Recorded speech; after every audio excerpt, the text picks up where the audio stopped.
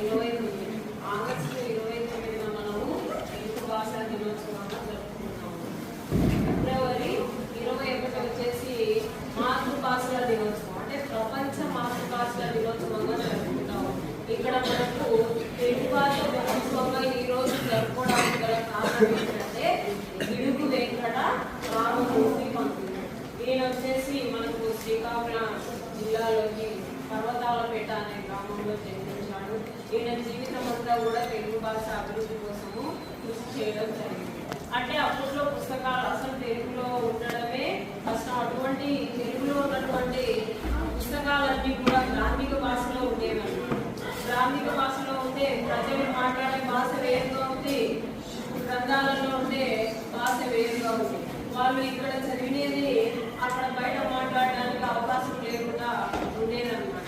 అలా గమనించినటువంటి ఈయన అలా ఎందుకు ఉండాలి, మనం మాట్లాడే భాష పుస్తకాలలో ఉండే భాష వేరువేరైతే ఆ విషయాలు ఎలా అర్థమవుతాయి అని ఒక ఉద్యమంగా తీసుకురావడం జరిగింది.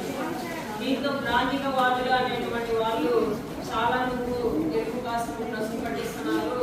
అసలు ఈ విధంగా అయితే తెలుగు భాషకు ఏ విధంగా ఉంటుంది, అదొక పనికిరాని భాష అని ఈ విధంగా దాన్ని ఎగతాళి చేసినా కూడా లేదు, ఆ భాషకే జీవం ఉంది, ఆ భాషే మాట్లాడాలి, వ్యవహారిక భాష ఉద్యమం చేసి ఆయన జీవించినంత కాలము ఈ తెలుగు భాష కోసం కృషి చేసినటువంటి మహనీయుడు గిడుగు వెంకట రామమూర్తి పంతులు.